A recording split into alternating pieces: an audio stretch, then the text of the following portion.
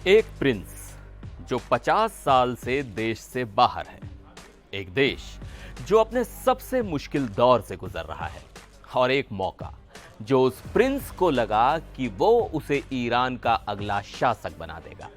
उन्होंने ऐलान कर दिया कि ये ईरान का बर्लिन की दीवार गिराने वाला पल है। प्लान तैयार था, दुनिया की नजरें ईरान पर थीं, लेकिन फिर कहानी में एक ऐसा ट्विस्ट आया जिसने सब कुछ बदल दिया। नमस्कार, मैं हूं सिद्धार्थ प्रकाश। आज हम बात कर रहे हैं एक ऐसी कहानी की जो किसी फिल्म से कम नहीं है। कहानी एक निर्वासित राजकुमार की जो ईरान का तख्ता पलट करने का सपना देख रहा था, और यह सपना हकीकत के बेहद करीब भी आ गया था। यह कहानी है रजा पहलवी की।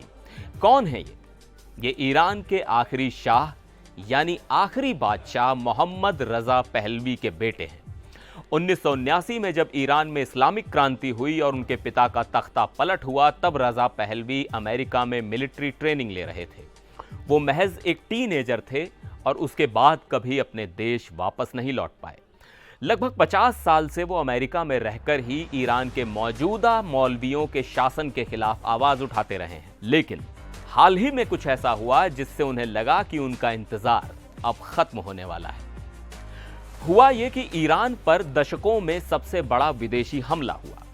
खबर के मुताबिक पहले इजराइल ने ईरान के न्यूक्लियर ठिकानों, IRGC यानी ईरान की रेवोल्यूशनरी गार्ड कॉर्प्स के एक बेस और कई दूसरी जगहों पर ताबड़तोड़ हमले किए। ईरान ने भी जवाबी कार्रवाई की। माहौल इतना गर्म आ गया कि अमेरिका भी इस लड़ाई में कूद गया।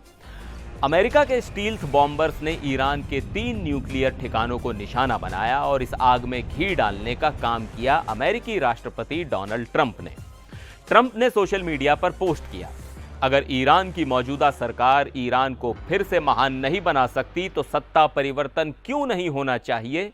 मीगा का मतलब make Iran great again. Trump यही नहीं रुके, उन्होंने ईरान के सुप्रीम लीडर अयातुल्ला खामेनेई को सीधी धमकी दे डाली। कहा कि हमें पता है खामेनेई कहां छिपे हैं, वो एक आसान टारगेट हैं, लेकिन अभी के लिए हम उन्हें बख्श रहे हैं। अब सोचिए माहौल क्या होगा। ईरान पर चौतरफा हमले, अमेरिका के राष्ट्रपति की सीधी धमकी।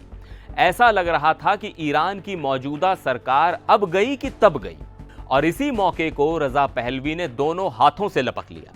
वो सालों से इसी पल का इंतजार कर रहे थे। उन्होंने तुरंत एक प्रेस कॉन्फ्रेंस की, शानदार सूट पहने, कोट पर ईरान के झंडे का पिन लगाए। वो किसी नेता की तरह नहीं बल्कि एक स्टेट्समैन की तरह बोल रहे थे। उन्होंने ऐलान किया, this is our Berlin wall moment, यानी ये हमारा बर्लिन की दीवार गिराने वाला पल है। जैसे 1989 में बर्लिन की दीवार गिरने से जर्मनी एक हो गया और कम्युनिस्ट शासन का अंत हुआ, वैसे ही अब ईरान में मौलवियों के राज का अंत होगा। उन्होंने एक नए ईरान की तस्वीर पेश की, एक ऐसा ईरान जो आजाद होगा, लोकतांत्रिक होगा, अपने पड़ोसियों के साथ शांति से रहेगा। उन्होंने सीधे सीधे कहा कि मैं इस बदलाव का नेतृत्व करने के लिए आगे आ रहा हूं, मेरे पास एक क्लियर प्लान है। पहलवी ने ईरान की सेना, पुलिस और सरकारी कर्मचारियों से अपील की कि वो मौजूदा सरकार का साथ छोड़ दें और इतिहास के सही पक्ष में आकर खड़े हो जाएं। उन्होंने ये तक दावा किया कि खुफिया रिपोर्ट्स के मुताबिक सुप्रीम लीडर खामेनेई और उनके बड़े अधिकारियों के परिवार देश छोड़कर भागने की तैयारी कर रहे हैं। उन्होंने कहा, यह तुम्हारा आखिरी मौका है। माहौल पूरी तरह से रजा पहलवी के पक्ष में दिख रहा था। अगर ईरान में सत्ता बदलती तो सबसे ज्यादा फायदा उन्हीं को होता। उनके नाम के साथ उनके पिता यानी ईरान के आखिरी शाह की विरासत जुड़ी है। ईरान के बहुत से लोग जो मौलवियों के राज से तंग आ चुके हैं, आज भी शाही परिवार को एक बेहतर विकल्प के तौर पर देखते हैं। सब कुछ उनके प्लान के मुताबिक जा रहा था, और फिर कहानी में सबसे बड़ा ट्विस्ट आया। अचानक खबर आई कि अमेरिका की मध्यस्थता से ईरान और इजराइल के बीच युद्ध विराम हो गया है, और उसके अगले ही दिन डोनाल्ड ट्रंप मीडिया के सामने आए और उन्होंने जो कहा उससे सब हैरान रह गए। वही ट्रंप जो 2 दिन पहले सत्ता परिवर्तन की बात कर रहे थे, अब कह रहे थे, नहीं, मैं ईरान में सत्ता परिवर्तन नहीं चाहता, इससे अराजकता फैलेगी और हम कियास नहीं चाहते। हम चाहते हैं कि सब कुछ जल्द से जल्द शांत हो जाए।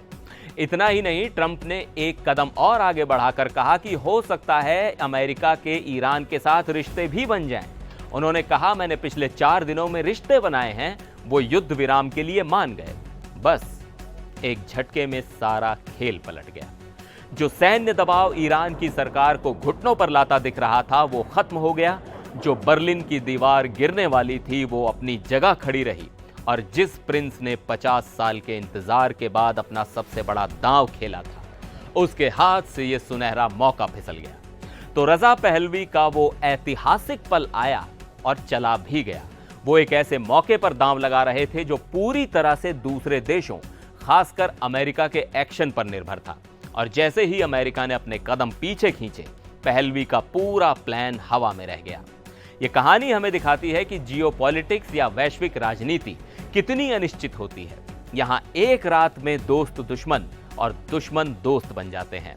और इस बड़ी शतरंज की बिसात पर रजा पहलवी जैसे किरदारों का भविष्य अक्सर दूसरों के हाथों में होता है। आपका इस बारे में क्या सोचना है? क्या रजा पहलवी का सपना सही था? क्या ट्रंप ने सही किया या उन्हें ईरान में सत्ता परिवर्तन होने देना चाहिए था? नीचे कमेंट्स में अपनी राय जरूर बताइएगा। अगर आपको ये वीडियो पसंद आया हो तो इसे लाइक कीजिए और शेयर कीजिए और हमारे चैनल को सब्सक्राइब करना ना भूलें। मिलते हैं अगले वीडियो में, तब तक के लिए नमस्कार।